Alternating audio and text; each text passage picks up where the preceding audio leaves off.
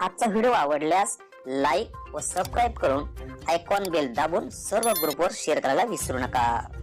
आपल्या खिशाला व घराला नफ्याची देणार झालर रंगाच्या दुनियेतील एकच नाव बर्जर पेंट। अधिकृत विक्रेते Hingane major, Berger paint, Kothari heights, Delhi वेशीजवळ, श्रीगोंदा।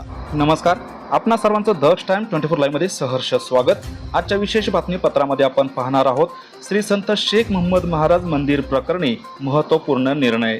महाराज के घर में देर है पर अंधेर नहीं, घनश्याम शेलार यांचं प्रतिपादन। याबाबत सविस्तर वृत्त आपण जाणून घेऊयात। श्रीगोंदा शहराचे ग्रामदैवत म्हणून ओळख असलेल्या श्री संत शेख मोहम्मद महाराज यांच्या पवित्र स्थळाबाबत गेल्या काही काळापासून विविध न्यायालयामध्ये सुनावण्या सुरू आहेत।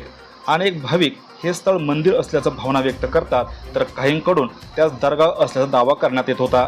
या संवेदनशील आणि ऐतिहासिक विषयावर सामाजिक कार्यकर्ते घनश्याम अण्णा शेलार यांनी धर्मदाय आयुक्त अहिल्यानगर कार्यालयात अर्ज दाखल केला होता। या अर्जावर अनेक वेळा सुनावण्या पार पडल्या असून दोन्ही पक्षांना आपापली बाजू मांडण्याची संपूर्ण संधी न्यायालयाने दिली होती।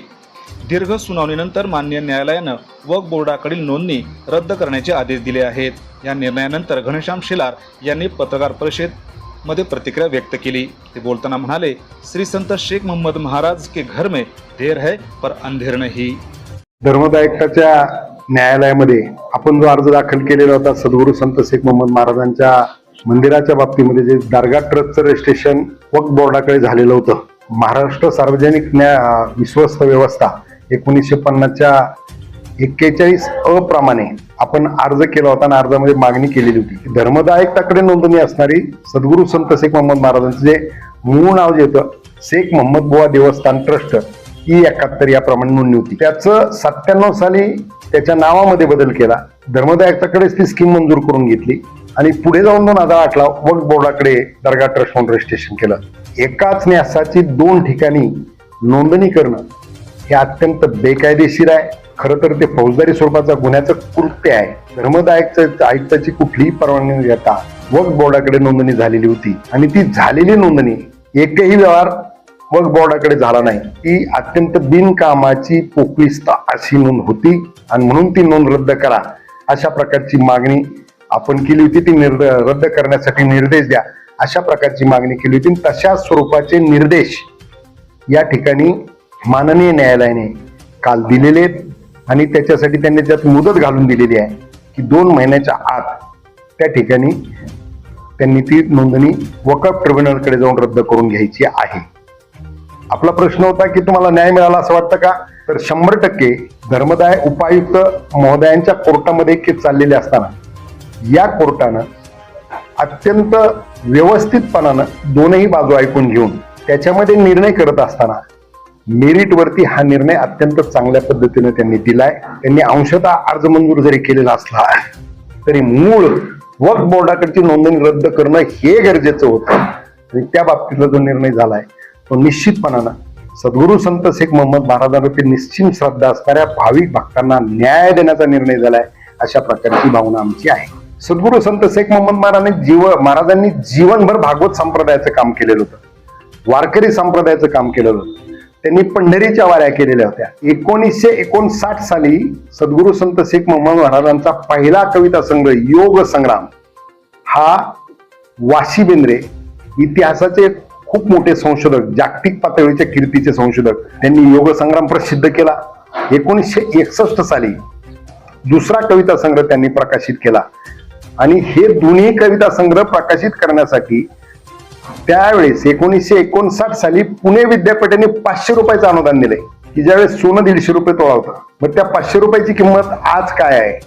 म्हणजे सद्गुरू संत शेख मोहम्मद महाराजांचं साहित्य पुणे विद्यापीठ आणि त्यानिमित्तानं शासनाला एवढं महत्वाचं वाटलेलं होतं की त्यांनी 1959 साली 500 रुपयाचं अनुदान त्याच्यासाठी दिलेलं होतं।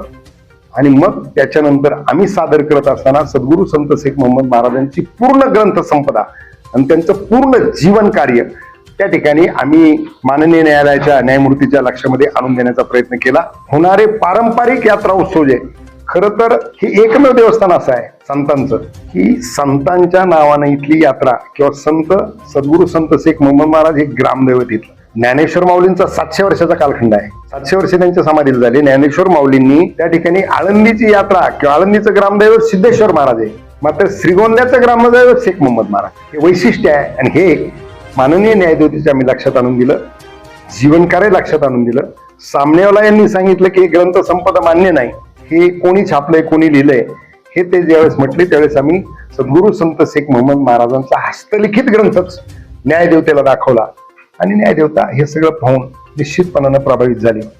सद्गुरू संत शेख मोहम्मद महाराज एक मोठे योग अभ्यासक देखील होते.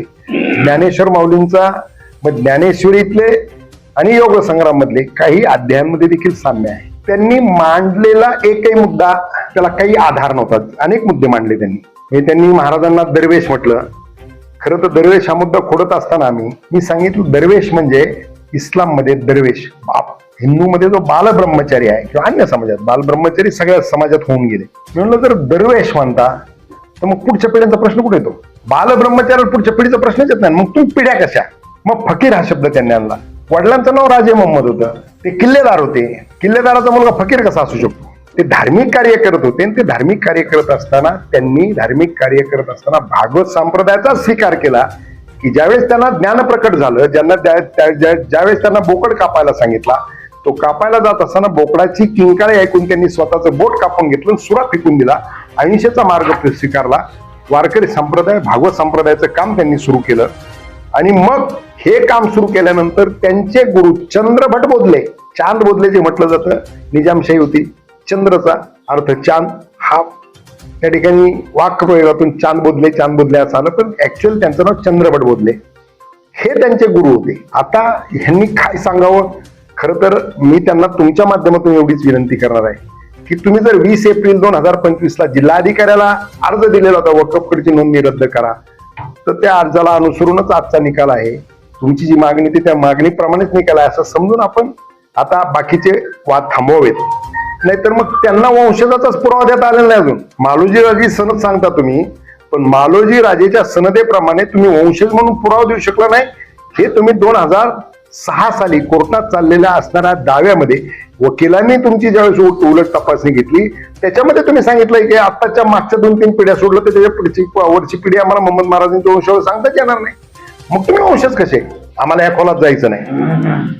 पण वक्फ बोर्डाकडची नोंदणी रद्द करण्यासाठी जर त्यांनी अन्य मार्गाचा अवलंब केला तर मात्र आम्हाला जावं लागेल. आणि मग कारण नसताना एका माणसाच्या हट्टासाठी बाकी जे काय आहेत पुजारी त्यांच्या अडचणी वाढतील, त्या वाढू नयेत त्या गरिबांच्या, एवढीच माझी इच्छा याच्यामध्ये आहे.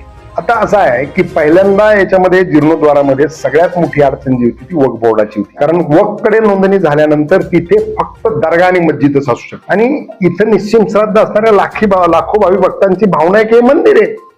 इथे महाराजांची संजीवन समाधी आहे, ज्याला ते कबर म्हणतात.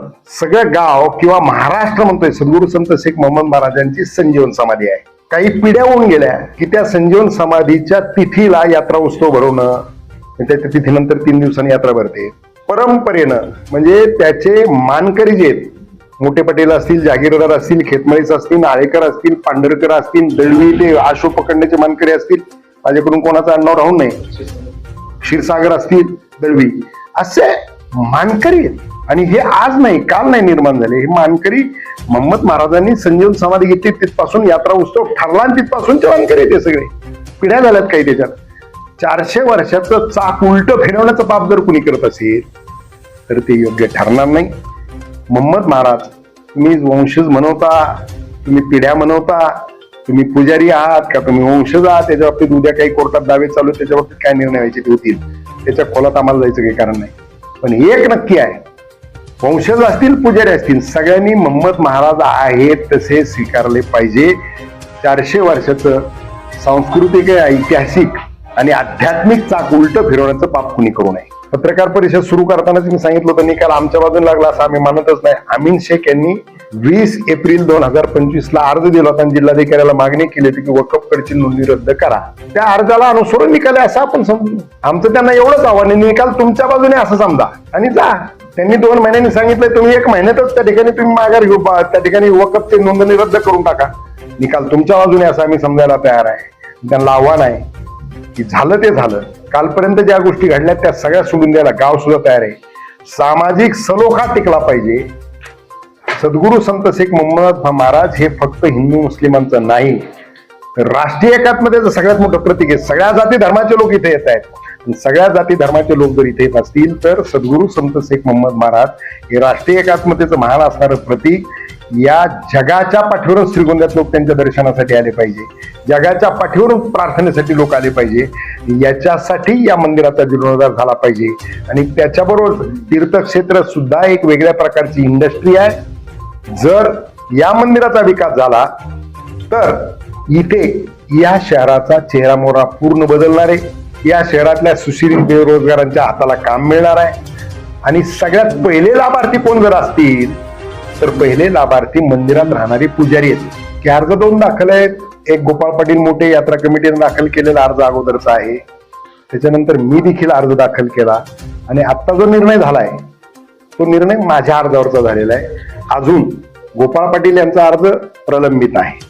माझ्या अर्जाचा निर्णय झालाय. त्या अर्जामध्ये विधिज्ञ म्हणून मी स्वतःच न्यायालयाला परवानगी मागितली. मी त्यांना न्यायालयाला अशा प्रकारची परवानगी मागितली की मी काय विधिज्ञ नाही, लॉ ग्रॅज्युएट नाहीये, परंतु सद्गुरू संत शेख मोहम्मद महाराज मला मांडायचे असल्यामुळं मला आपण या ठिकाणी युक्तिवाद करण्याची परवानगी द्यावी अशा प्रकारची मागणी केली. आणि सुरुवात करत असताना त्या ठिकाणी मोहम्मद महाराजांची एक जी ओवी प्रसिद्ध आहे, शेख मोहम्मद आविंदत त्याचे हृदय गोविंद, हे महाराजांनी म्हटलेलं आहे, त्यानं सुरुवात केलेली आहे. आणि आता आज निकाल लागलाय, महाराज के घर में देर है लेकिन अंधेर नाही, एवढंच मी या ठिकाणी या निमित्तानं सांगू शकतो. या निर्णयामुळे श्री संत शेख मोहम्मद महाराजांवरील भाविकांची श्रद्धा अधिक दृढ झाली असून परिसरात या विषयाची मोठी चर्चा सुरू आहे. अनेक भाविकांना या निर्णयाचे स्वागत करत समाधान व्यक्त केलं आहे. आजच्या खास वृत्तावर तुर्तास इथेच थांबू. पुन्हा भेटू नवनवीन बातम्यांमध्ये. तोपर्यंत जय हिंद. द टाइम 24 साठी श्रीरंग साळवेसह दत्ताजी जगताप, श्रीगोंदा, अहिल्यानगर.